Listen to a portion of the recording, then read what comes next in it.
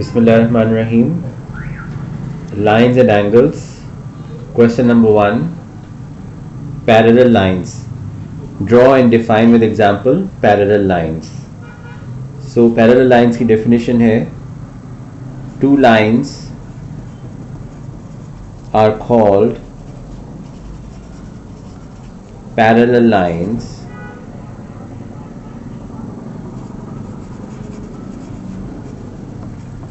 if they do not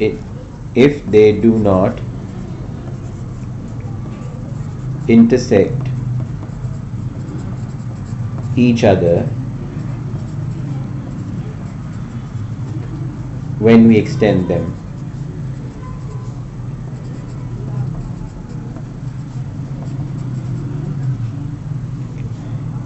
Example, AB is parallel to CD.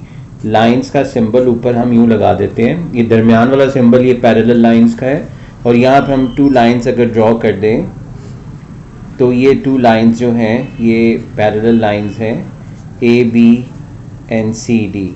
इस तरह से draw करना है हमने. मैंने तो स्केल से ड्रॉ नहीं किया, लेकिन आप स्केल से ड्रॉ कर सकते हैं. बहुत ईजी है स्केल से ड्रॉ करना. स्केल को रख के दोनों साइड्स पे आप उस तरह से पैरेलल लाइंस ड्रॉ कर सकते हैं, जस्ट लाइक दिस. ये रखा आपने. मैं दोबारा ड्रॉ कर लेता हूँ ताकि आपके लिए थोड़ा इजी हो जाए.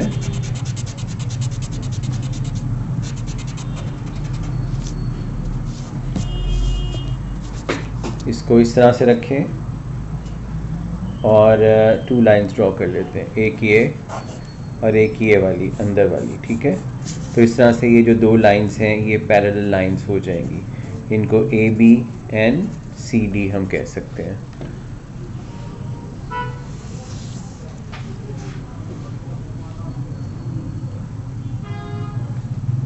नेक्स्ट है जी हमारे पास रे.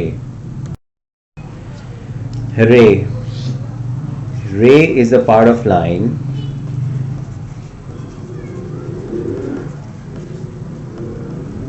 that has one endpoint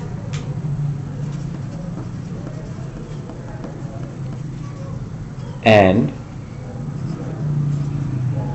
it can be extended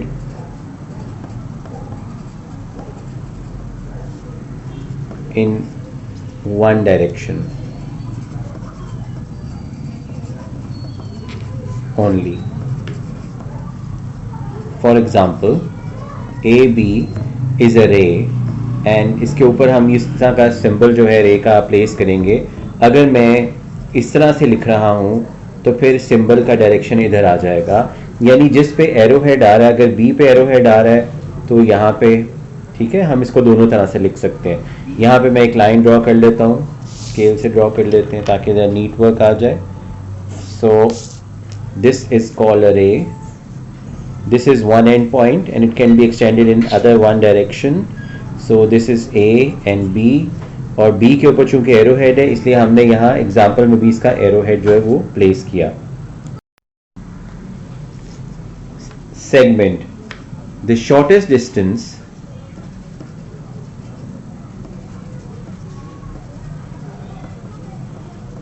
between two points is called line segment.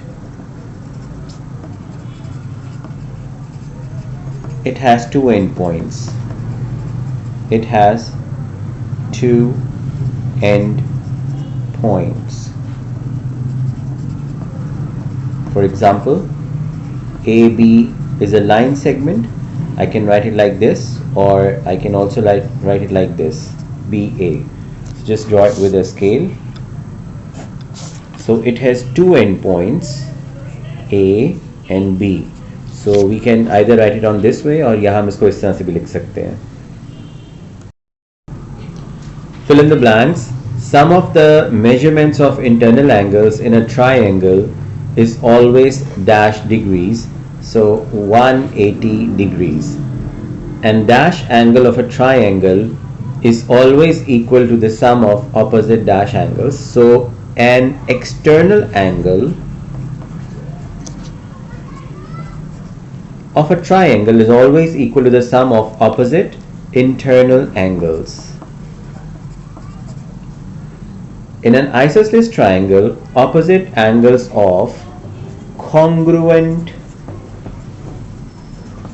sides are always equal in measure.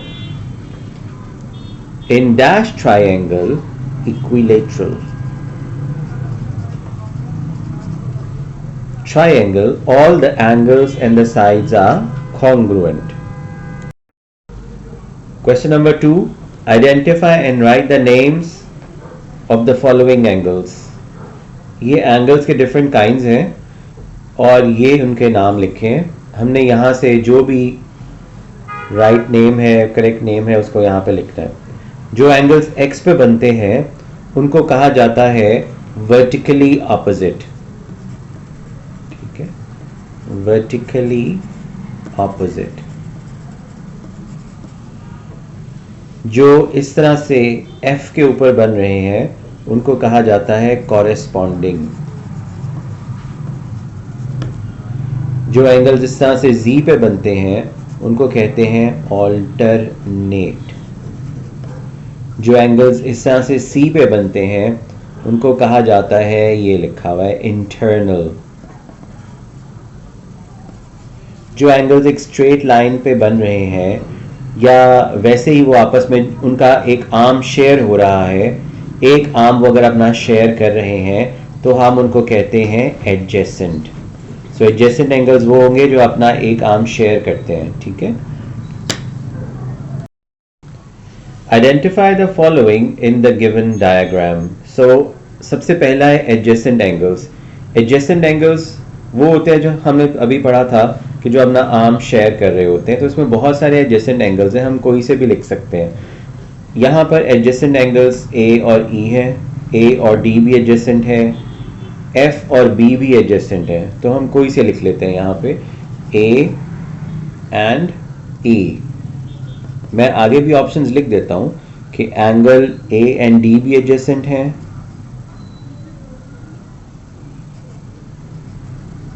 ये भी एडजेसेंट हैं, और F एंड B भी एडजेसेंट है. Angle F and angle B, तो ये adjacent है. ठीक है जी. AE and AD. बिस्मिल्लाहिर्रहमानिर्रहीम. ऑल्टरनेट एंगल्स हमारे पास वो होते हैं जो Z पे फॉर्म होते हैं. ये अगर हम इसको Z कह लें तो हमारे पास D एंड B जो हैं, these are called alternate angles. Corresponding angles वो होते हैं जिसकी फॉर्मेशन F के ऊपर हो रही होती है. ठीक है. अगर ये F है तो इसमें B और E कॉरेस्पॉन्डिंग है, और F एंड A कॉरेस्पॉन्डिंग है. इंटीरियर एंगल्स वो होते हैं जो C के अंदर जो फॉर्मेशन हो रही है उनकी. तो ये D एंड F है हमारे पास. वर्टिकली ऑपोजिट एंगल्स वो होते हैं, वर्टिकली ऑपोजिट जो x के ऊपर जिनकी फॉर्मेशन होती है. अगर हम ये x कह दें तो यहाँ पे E एंड D जो है वो वर्टिकली ऑपोजिट है. सप्लीमेंट्री एंगल्स वो होते हैं जिनके 180 डिग्री जिनका सम होता है. ठीक है. तो जो एक स्ट्रेट लाइन पे जो एंगल्स बन रहे हैं इनका सम जो होगा वो 180 डिग्री होगा, इसलिए ये सप्लीमेंट्री है. A एंड E सप्लीमेंट्री है. ये स्ट्रेट लाइन है और इसके ऊपर ये जो दो एंगल्स बन रहे हैं ये सप्लीमेंट्री हैं. इसी तरह ये स्ट्रेट लाइन है, इसके ऊपर ये जो दो एंगल्स बन रहे हैं ये सप्लीमेंट्री हैं, F एंड B. ओके. इस डायग्राम में हमने ये देखना है कि कॉम्प्लीमेंट्री एंगल्स कौन से हैं. कॉम्प्लीमेंट्री एंगल्स वो होते हैं जिनका सम 90 डिग्री होता है, और ये एडजेसेंट एंगल्स होते हैं यानी इनका एक आर्म शेयर हो रहा होता है और इनका सम 90 डिग्री आना चाहिए. तो हम 90 डिग्री में हमारे पास ये दो जो एंगल्स हैं, L पे जो 90 डिग्री बनता है ना, ये 90 डिग्री, तो यहाँ ये दो एंगल्स जो हैं इनका अगर मैं सम करूँ तो 90 डिग्री आएगा.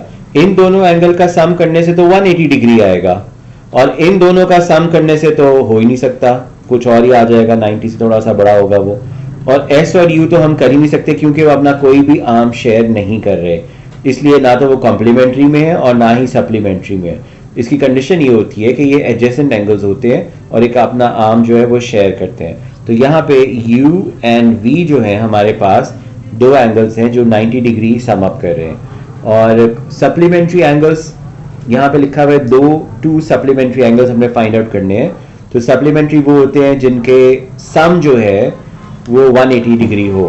तो अब ये जो तीन एंगल्स हैं ये सप्लीमेंट्री एंगल्स हैं क्योंकि ये अपने आर्म भी शेयर कर रहे हैं और इन तीनों का सम जो है वो 180 डिग्री होगा, इसलिए एस यू एंड वी अगर मैं यहाँ पे लिख दूं तो ये सप्लीमेंट्री एंगल्स हैं। इसी तरह से अगर मैं दो एंगल्स की बात करूं जो सप्लीमेंट्री हैं तो वो ये दो हैं, यानी एस और टी। अगर मैं एस और टी का सम करूं तो वो 180 डिग्री होगा। इन दिस क्वेश्चन हमने अननोन एंगल्स फाइंड आउट करने हैं। Find the unknown angles. Number 1 है, ये तो फिल इन द ब्लैंक्स है basically, some of angles at a point is always equals to 360 degree. तो सबसे पहले तो हमें ये पता होना चाहिए कि एक पॉइंट के ऊपर एंगल का सम कितना होना चाहिए, जो भी उसमें एडजेसेंट एंगल्स आ रहे हैं। अब ये पहला एग्जांपल है, ये पॉइंट है और पॉइंट के अराउंड जो टोटल मेजरमेंट है ना वो 360 होती है। तो इसलिए अगर मैंने x फाइंड आउट करना है यहाँ पे तो मुझे 360 में से माइनस करना पड़ेगा 70 डिग्री, तो फिर मेरे पास ये रिमेनिंग नीचे वाला जो एंगल है वो आ जाएगा, दैट वुड बी 290 डिग्रीज। तो ये इसके ऊपर आपने साइन भी लगाना है, x भी लिखना है और एक बॉक्स भी ऊपर प्लेस कर देना है ताकि वो अच्छे से प्रेजेंटेशन हो जाए। अब यहाँ पे हमने अगर ढूंढना है एंगल एट अ पॉइंट तो हम क्या करेंगे, z की वैल्यू हो जाएगी 360 डिग्री में से हमने माइनस कर देना है, कितना माइनस करना है, 265। ठीक है जी, ओके, 360 माइनस 265,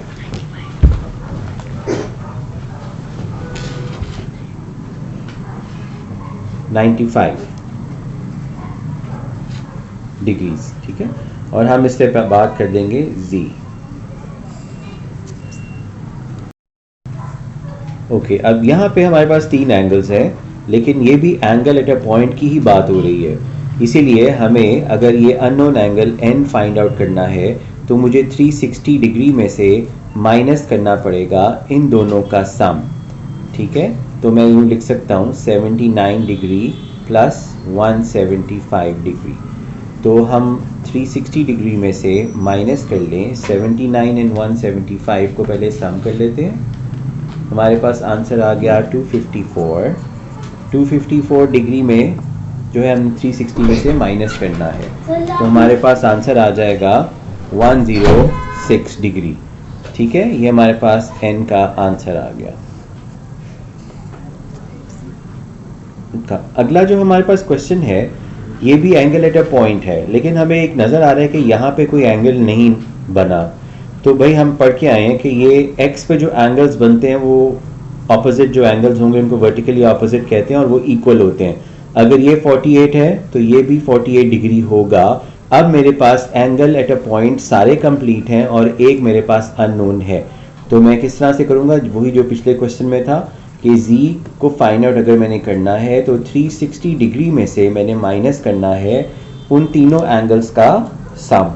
ठीक है, तो पहले हमारे पास आ गया 132 डिग्री और फिर 48 डिग्री और एक और दफ़ा 48 डिग्री।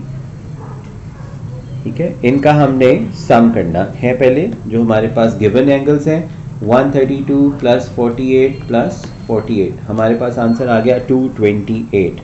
सो 360 डिग्री माइनस 228 डिग्रीज, और हमारे पास जब हम इसको माइनस करेंगे 360 में से तो हमारे पास आंसर आ गया 132 डिग्रीज।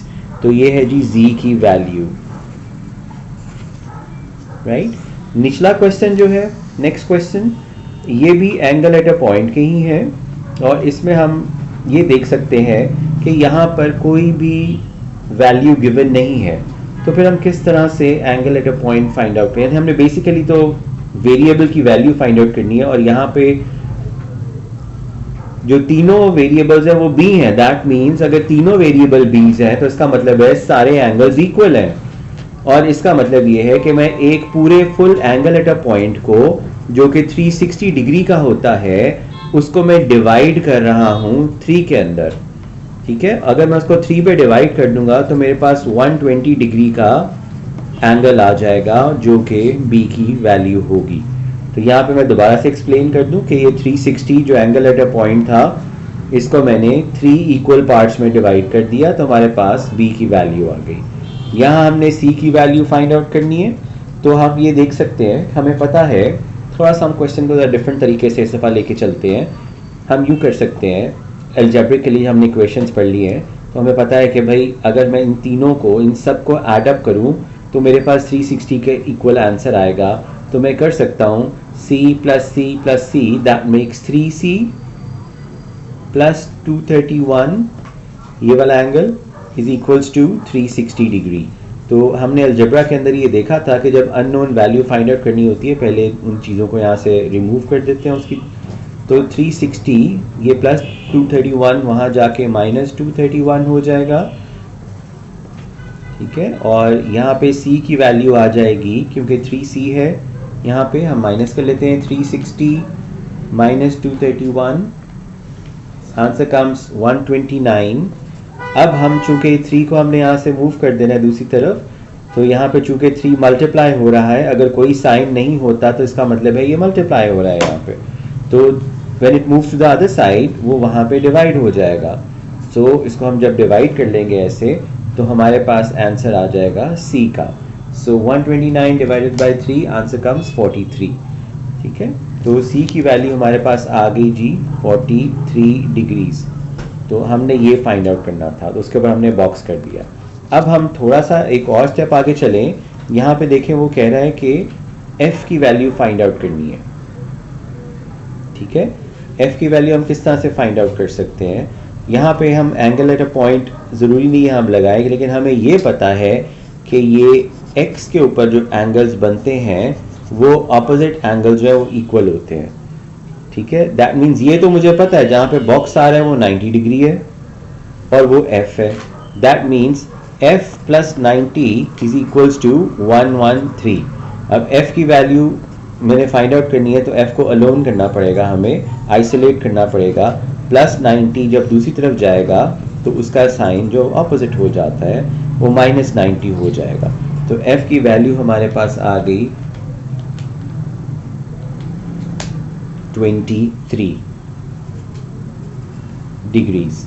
तो हम इसको इस तरह से फाइंड आउट कर सकते हैं। ये वाला question angle eight a point का नहीं है, ये वर्टिकली ऑपोजिट एंगल्स का है। इस तरह से हम इसको फाइंड आउट कर सकते हैं कोई भी एंगल। नेक्स्ट क्वेश्चन है जी हमारे पास, ये angle eight a straight line है। ये एक स्ट्रेट लाइन है और स्ट्रेट लाइन पे जो एंगल्स होते हैं वो 180 डिग्री होते हैं। यहाँ पे फिल इन द ब्लैंक्स में भी पूछ रहे हैं कि sum of angles at a straight line is equals to 180 degrees. यहाँ इनका सम जो है, जो स्ट्रेट लाइन, ये एक स्ट्रेट लाइन है, इसके ऊपर ये जो सारे एंगल्स हैं इनका सम जो है 180 डिग्री होगा। तो हम कर लेते हैं हम सारे एंगल्स को, जहाँ पे बॉक्स होता है उसको क्या कहते हैं? 90 डिग्री। ठीक है, तो 90 प्लस एक्स और प्लस 4x प्लस 10, ये अगले वाला एंगल है। ये अलजेब्रा थोड़ा इन्वॉल्व हो रहा है इसलिए मैंने इस तरह का क्वेश्चन है यहाँ पे, इज इक्वल्स टू 180 डिग्री। अब हमने इसको सॉल्व करना है। सो 90 plus 10 is 100 and plus x and plus 4x becomes plus 5x is equals to 180 degree. Okay, अब हमारे पास 5x is equals to, यहाँ पे 100 जो है इसका साइन क्या है? प्लस, वहाँ पे जाके माइनस 100 हो जाएगा ये। तो हमने इसको इस तरह से लिख दिया। अब हमारे पास यहाँ पे जो आंसर आ गया दैट इज 80 और ये हो गया 5x। 5x is equals to 80। Okay, अब क्या करना है? x को यहाँ पे आइसोलेट करना है मैंने और 5 को दूसरी तरफ मूव कर देना है। सो 80 ओवर 5, आंसर आ जाएगा 16। सो x की वैल्यू हमारे पास क्या आ गई? 16 डिग्री। डिग्री भी ऊपर आपने लगाना है और एक बॉक्स भी ऊपर प्लेस करना है, ये डिग्री का साइन है। ठीक है जी, अगर ये डिग्री का साइन नहीं करेंगे और ये बॉक्स वहाँ पे प्लेस नहीं करेंगे तो वो आंसर को आइडेंटिफाई करने में प्रॉब्लम होती है एग्जामिनर को। The sum internal angles of a triangle is always equals to 180 degree, since we know that, हमें पता है इस बात का कि अंदर जो एंगल्स ट्राइंगल्स के होते हैं अगर मैं उनको ऐड अप करूँ तो 180 डिग्री बनने चाहिए, ठीक है। तो हमें पता है कि जहाँ पे ये बॉक्स आता है वहाँ पे कौन सा एंगल होता है, 90 डिग्री का। सो 90 और 35 प्लस z, इन सब का सम 180 होना चाहिए। तो हमारे पास डिफरेंट वेज है लिखने के लिए। हम इसको इस तरह से लिख सकते हैं कि अगर मैं 180 में से माइनस कर दूं 35 और 90 को ऐड अप करके, ठीक है जी, तो हमारे पास क्या होगा, तो 35 plus 90 is equals to 125 degrees. इसको हमने 180 डिग्री में से माइनस कर देना 125 को, तो हमारे पास जो आंसर आ जाएगा वो 55 डिग्रीज होगा। तो ये अननोन वेरिएबल z था, z की वैल्यू हमने 55 डिग्री फाइंड आउट की है, इसलिए हमें इसके ऊपर एक बॉक्स भी प्लेस करना पड़ेगा और साथ में ये भी लिखना पड़ेगा, ठीक है यहाँ पे। अच्छा, अब ये वाली ट्राइंगल जो है, चूँकि ये जो दो लाइंस जो हैं वो हमें ये बता रही हैं कि ये ट्राइंगल्स के ये दोनों साइड्स क्या हैं, कॉन्ग्रुएंट हैं, यानी इक्वल इन मेजर है, यानी जितना इसकी लेंथ है इसकी लेंथ भी उतनी ही है। तो इस ट्राइंगल का एक नाम होता है, उसका नाम होता है आइसोसेलेस। ये आइसोसेलेस ट्राइंगल है और इसके दोनों साइड जो हैं ये कॉन्ग्रुएंट हैं, और ये आपको पता है कि ये इन साइड्स के जो अपोजिट एंगल्स हैं वो कितने होने चाहिए, वो भी इक्वल होने चाहिए। अगर ये 45 डिग्री है तो फिर ये भी 45 डिग्री होगा। तो अब हमारे पास इजी होगा क्योंकि हमने एक अननोन वेरिएबल यहाँ पे वो फाइंड आउट करना है, हमें इजी हो गया फाइंड आउट करना। तो हम क्या करते हैं, यहाँ पे हम 180 डिग्री में से माइनस कर देते हैं 45 और 45 को, ठीक है। 180 माइनस 45 को एडअप किया, हमें 90 डिग्रीज आ गया। So 180 minus 90 degree is equals to 90 degrees. तो हमारे पास f की जो वैल्यू आ गई दैट इज 90 डिग्रीज। जो नेक्स्ट ट्राइंगल है ये भी कौन सी ट्राइंगल है, आइसोसेलेस, क्योंकि इसमें भी दो कॉन्ग्रुएंट साइड्स है। तो हमें पता है कि दो कॉन्ग्रुएंट साइड्स जब होते हैं तो उनके जो अपोजिट एंगल्स हैं वो सेम होते हैं, तो ये भी r होगा। तो नो प्रॉब्लम, अब इजी हो गया हमारे लिए काम करना। ओके, हम किस तरह से हम दूसरा वे यूज कर सकते हैं अलजेब्रा का, जो हम यूज करते हैं कि जैसे r प्लस ये कितना एंगल है 90 डिग्री, क्योंकि जहां पे भी बॉक्स होता है वो 90 डिग्री होता है। 90 degree is equals to 180 degree. तो अब यहाँ पे मैं r प्लस r किया, 2r plus 90 degree is equals to 180 degrees. Now r को चूंकि मैंने आइसोलेट करना है यहाँ पे, इसलिए पहले 90 डिग्रीज जो है दूसरी तरफ मूव कर देगा। सो 180 माइनस 90 डिग्रीज, तो हमारे पास आंसर आ गया यहाँ पे 90 डिग्रीज, ठीक है। और यहाँ पे अब r जो है इसको आइसोलेट करना है, तो ये जो 2 जो है इसके साथ मल्टीप्लाई कर रहा है r के साथ, तो 2 जो है दूसरी तरफ मूव करेगा तो वहाँ जाके वो डिवाइड हो जाएगा। 90 डिवाइडेड बाय 2, आंसर हमारे पास आ जाएगा 45 डिग्रीज, और ये हमारे पास आ गया r का आंसर, ठीक है। इसके ऊपर एक बॉक्स प्लेस कर दें हमारे से, ताकि हमें पता लगे कि ये इसका आंसर है। ओके, ये तो हम एक स्टेप आगे जाते हैं। ये एक ट्राइंगल है और हमने ये पढ़ा था, एक तो हमें एंगल एट अ पॉइंट पता है, क्योंकि जब मैंने ये वाला एंगल फाइंड आउट करना है, आई जब मैंने फाइंड आउट करना है तो मेरे पास ये वाला एंगल होना ज़रूरी है, ठीक है। ये तो मुझे नज़र आ रहा है कि ये अगर ये 90 डिग्री है तो फिर ये भी 90 डिग्री होगा, ऑब्वियस सी बात है। तो ये एंगल कितना होगा, तो मैं इसको 360 से माइनस करके फाइंड आउट कर सकता हूँ। तो 309 माइनस 360, मेरे पास आंसर आ गया 51 डिग्री, ठीक है। अब हमारे पास तीनों एंगल्स अंदर नज़र आ रहे हैं, एक उसमें से अननोन है, it's very easy to find it out. Okay, i plus 90 plus 51, इन तीनों एंगल्स का मैं सम करूं और उसके 180 डिग्री के इक्वल कर दूं, ठीक है। अब इसको हम सॉल्व कर लेते हैं। 91 प्लस 51 कितना होता है, सॉरी 90 प्लस 51, हमारे पास आंसर आ गया 141, ठीक है। i is equals to 140, sorry i is equal to i plus 141 is equals to 180 degree. अब हमने i को चूँकि आइसोलेट करना है, इसकी वैल्यू फाइंड आउट करनी है, इसलिए 141 को जब मैं दूसरी तरफ मूव करूँगा, सिंस ये यहाँ पे ऐड हो रहा है, वहाँ जाके सब्ट्रैक्ट हो जाएगा। तो हमारे पास आई की जो वैल्यू आ गई 180 माइनस 141 39 डिग्रीज।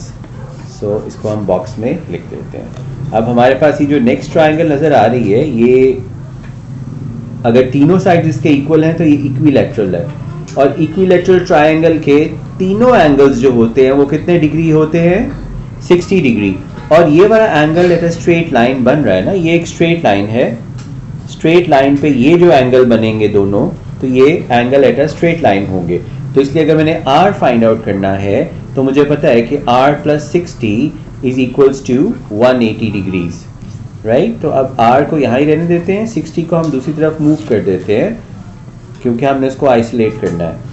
तो हमारे पास आंसर आ गया यहाँ पे 120 डिग्रीज। तो r की वैल्यू कितनी आ गई हमारे पास? 120 डिग्रीज। ओके, यहाँ पे ये हमारे पास ट्रायंगल है और हम ये पढ़ चुके हैं।